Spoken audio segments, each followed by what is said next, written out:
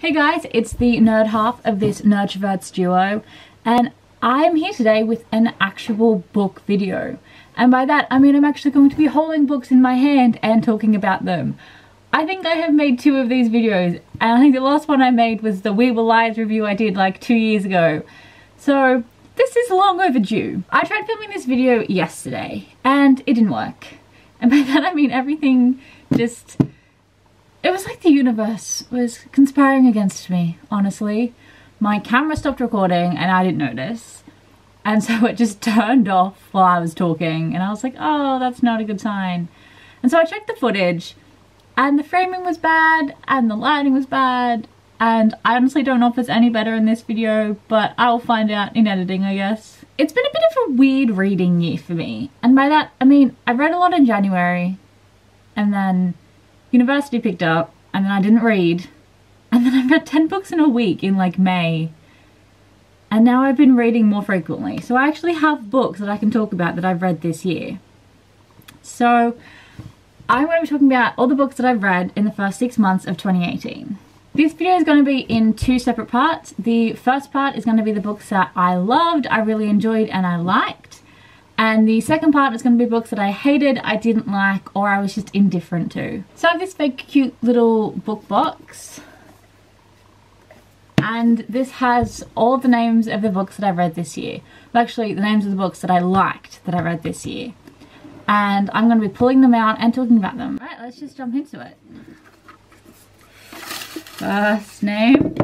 The Messenger by Marcus Zusak.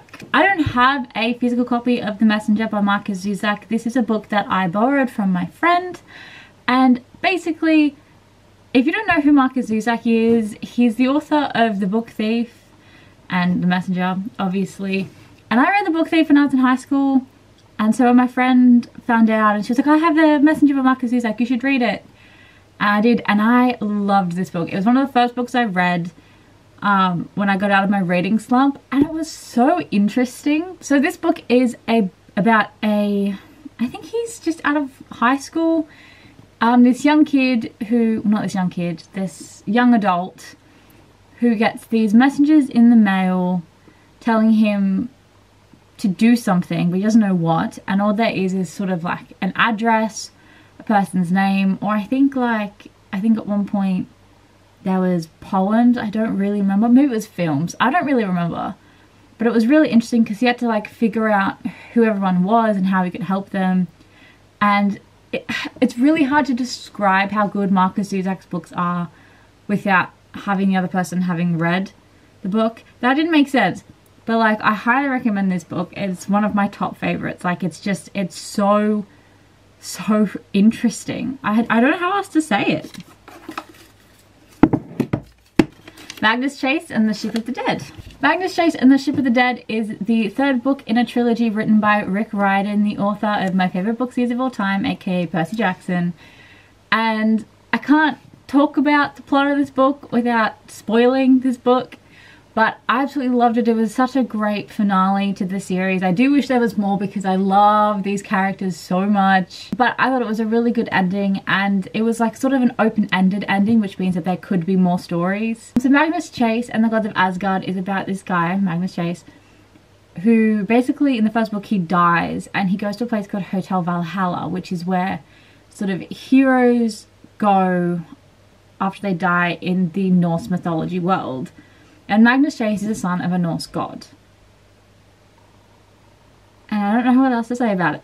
If you know Percy Jackson, it's like Percy Jackson but with Norse gods instead of Greek gods, but it's also its own story and it's really interesting. The Copper Gauntlet. The Copper Gauntlet is by Holly Black and Cassandra Clare, and this is the sequel to The Iron Trial, and it is in the Magisterium, is that how you pronounce it? Magisterium series? I really like this series. There's something about it that's unique. I don't want to say what it is because it's kind of spoilery, but basically the protagonist isn't the hero of the story. I can't say any more than that without spoiling it, but I just found that really interesting because you know how there's like the chosen one, but it's not our protagonist. Which is just, it's really cool, okay? It's about this kid called Cal who is a mage and his father has told him horror stories about the mages, and he tries very hard not to get into this school, kind of like Hogwarts, but for mages. But he gets in anyway, and he makes friends, and he actually really loves it. And I don't talk about this book because it's spoilery, but it was a very good book, and I really loved it. It wasn't a bad sequel. You know how sequels are bad? It wasn't a bad sequel. The Night Circus. The Night Circus is by Erin Morgenstern, I think is her last name. I don't have the physical book with me, so I can't check that, but like there'll be like a little note on the screen if I said that wrong or something. I actually own a copy of The Night Circus, but it is currently with my friend, and she's reading it and she is loving it. The Night Circus is about this circus. You know, I don't know how to describe The Night Circus. I don't know how. Basically, these two people that can do magic, and they're in a competition against the other person, but they don't actually know who the other person is, nor do they know the rules about the competition, but they're masked, like, you're in this competition, you have to win, but they don't know how they win or what's at stake. Like, they don't know anything about this competition, and yet they're still doing it. But it's a really well written, really interesting book. Like, I wasn't expecting to love it as much as I did, but I did. I feel like I'm giving really bad summaries. Tower of Dawn. So Tower of Dawn is by Sarah J Maas, and it's I don't even know what number. It's a part of the Throne of Glass series, but it follows, as opposed to following Selenia Sidothian, it follows Kael Westfall, who is not my favourite character, but was still really interesting to read from his point of view. This is a novel you do have to read, by the way. It's actually very important to the next one, and I'm very excited for the next novel.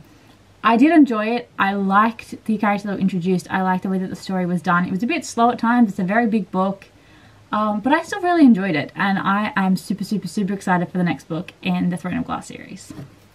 Turtles All the Way Down by John Green. Turtles All the Way Down by John Green is such an interesting novel. It's about this girl who has, I believe it's OCD, and I don't actually know. I don't think it actually says. But she's, I don't know how to describe it. There's like a subplot of like finding this guy's millionaire father who ran away, who was like under fraud or something. It wasn't really that important. The only sort of criticism I have about this book is the best friend. She really sucks, and they really shouldn't have been friends at the end of the novel, but that's just my opinion. But this, like, I've read all of John Green's books and I enjoyed them all, but this one is probably my favourite. And I think it's an own voices novel. I think John Green also has OCD. I'll have to fact check that, but I think it's an own voices novel. I think. Every Heart a Doorway. Every Heart a Doorway by Shauna Maguire is a short little novella, but it is such an interesting little novella, and there's two more books that I didn't know about that I am super excited to read. But basically this follows the story of all of these kids who at one point in their life had found a doorway that took them to like a secret special world, and the rule is once you leave that world you can never find the doorway to go back again. But for whatever reason all these kids have come back out of these doorways and they're trying to adjust to the real world, and they don't want to be in the real world. They want to be in their world. The reason I picked this book up is because the protagonist is asexual, and if you probably don't know, but I'm also asexual. And so this is the first book I've ever read with an asexual protagonist. It's not like super focused on, but it's still definitely there.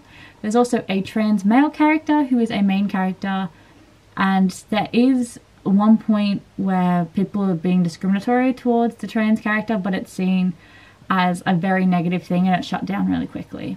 But it's a really interesting short novella, and if you can pick it up, I highly recommend that you do. Leah on the Offbeat. Leah on the Offbeat is by Becky Albertalli, and it is a sort of sequel to Simon versus the Homo Sapiens Agenda. I think you can read them separately, but there are spoilers for Simon versus the Homo Sapiens Agenda, so I would recommend reading that one first. Leah on the Offbeat follows Leah Burke, who is bisexual, and it's all about her in her senior year of high school when she realizes that she's falling in love with one of the people in her friend group and she doesn't know what to do about it. That's all I'm going to say, and I highly recommend that you read it because it was very cute and it had a sweet, beautiful ending. I love Becky Albertalli's writing. Holy crap. Aristotle and Dante Discover the Secrets of the Universe. Aristotle and Dante Discover the Secrets of the Universe is by Benjamin, I'm not going to even try and pronounce his surname. And it's about these two boys, Aristotle and Dante, and their friendship, basically. It's set in the 80s, I believe, and it's set either in Mexico or right by the border. And it's about these two boys falling in love, but it's hard to describe this book. At first I didn't like this book, but I've come to really love this book as I've sort of thought about it more. And like, I will protect Dante with my life. And I think that's like a general census, is that like we will all protect Dante with our lives. He is a precious cinnamon bun and he must be protected. Cinnamon roll? It's cinnamon roll, isn't it? Not cinnamon bun. Either way, he must be protected. That wasn't a very good synopsis, but like, it's so cute. Next is Tales from the Shadowhunter Academy by Cassandra Clare, Sarah Reese Brennan, Maureen Johnson, and Robin Wasserman. This is a series of short stories that followed the Mortal Instruments series. There are some that follow the Infernal Devices series, and I think there's one or two that hint at the Dark Artificer series, but it's about Simon Lewis, who is a main character in the Mortal Instruments series, and it's mostly just about him and his life, but there are other stories that are shared within this novel. It was super cute, and I love Simon. I forgot how much I loved Simon. 7 Ways We Lie. So 7 Ways We Lie is by Riley Redgate, and it follows the 7 students who each represent the 7 deadly sins. There is some LGBT representation in here. I believe there is an asexual, aromantic, autistic character, as well as a bisexual character, I believe. And it all starts because there is a school assembly that says that there has been a student-teacher relationship. They do not know which teacher or which student. It was submitted anonymously. And let me tell you that it is not romanticized. Like, I don't think so. I hate student-teacher relationships, and this just, they're not together in the end. Let me just tell you that much. This book was just super interesting. There was only one person's point of view that I did not like reading from, and you would think writing from 7 different point of views would be really weird and chaotic and you get lost, but you really don't. It's actually like a much easier way to understand the story from these 7 different point of views. So if you can pick up this book, I highly recommend this book. This book was really good. Simon versus the Homo sapiens agenda. So this is again by Becky Awatali, and I think this is probably one of my favorite books of all time. It is so cute. So it's about this boy called Simon, who is a closeted gay guy at his school, and his online email pen pal relationship with another closeted gay guy at his school. Basically, they do not know who the other person really is. They go by like usernames and stuff. And at the beginning of this book, a guy called Martin threatens to out Simon if Simon doesn't help him get with this girl that he wants to get with, because he has screenshots of the emails. And this causes a lot of problems for Simon because he doesn't want to be outed, and he doesn't want his pen pal to be outed either. Even though it sounds really sad, it's actually a really cute, uplifting, like, it's like the fluffiest book ever. I love it so much. Please read this book. So the next is Hotel Valhalla, A Guide to the Norse Worlds for Magnus Chase. This is like a side book to the Magnus Chase and the Gods of Asgard series. It's basically just like teaches you about the gods and goddesses and like the worlds of Norse mythology. It's basically all it is. It's short and sweet, and it's kind of funny. The Upside of Unrequited, once again by Becky Awatali. So The Upside of Unrequited is in the same universe as Simon versus the Homo sapiens agenda and Leah on the Offbeat, but follows a completely different character in a completely different town. So The Upside of Unrequited is all about this girl who constantly has crushes on people and they're never returned.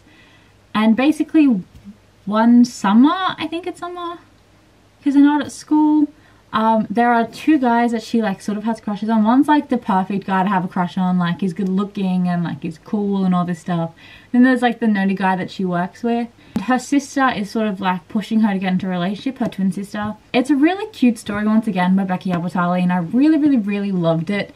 The only thing I didn't really like was just how pushy her sister was sometimes. Like, just let her live a life. Like, come on, man.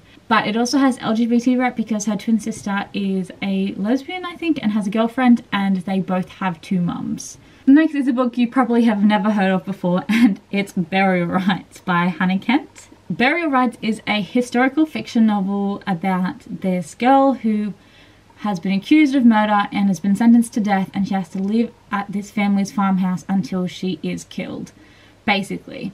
But it's all about sort of understanding if she killed this person and if she did, why. If you're into historical fiction, I highly recommend you read this book. But if you're not into historical fiction, you're probably not going to care anyway. But I really love this book. The Burning Maze. The Burning Maze is the 3rd book in the Trials of Apollo series, once again written by Rick Riordan. And I thought this was going to be the last book. It is definitely not the last book in this series. I really loved this book. I thought it was a really good 3rd installment. I'm slightly pissed off about one thing, but like other than that, this book was really good, and the way it handled its characters was also really, really, really good. Okay, basically, the Trials of Apollo series is about the god Apollo, and he has been cast down. He's human, and all of his oracles have been captured, and he has to go and find them and rescue them. That's pretty much the synopsis of the whole series, but it sounds pretty boring, but it's really, really good. Also, Apollo is like constantly talking about how bi he is. It's wonderful.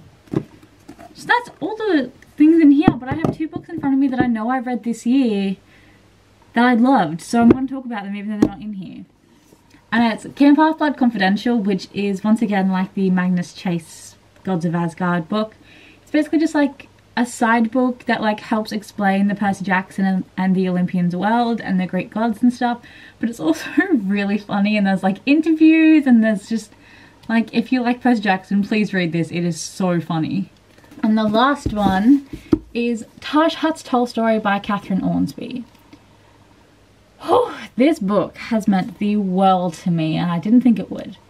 So Taj Hutt's Tolstoy, it's about this asexual main character, and basically she has like a YouTube series where she like recreates a book by Tolstoy. It's kind of like the Lizzie Bennet Diaries, but Tolstoy, and they go really viral really quickly, and it's her dealing with fame and friendship. But the thing that I really loved about it was the passages on asexuality, and just like, I can't even express in words how much this book has meant to me. It has meant so much, and I didn't think I needed this representation because I already knew I was asexual, but having someone validate the same thoughts and fears that I have was just, it was just the best. Please read this book to help you understand more about asexuality, and just like, it's also a good story, but like the asexual representation is just, it's the best. So that is it for this video. That is all of the books that I have read so far this year that I have loved and liked. I think so, I hope so. So the next video will be all the books that I disliked, I hated, or I just was pretty indifferent to. Give me a thumbs up if you liked this video, and don't forget to hit that bell and subscribe so that you can see the next video when it is uploaded. Thank you guys so much for watching. I hope you enjoyed this video, and I will see you soon for the next one, where I talk about the books that I didn't like that I read for the first 6 months, and there are still quite a few of those.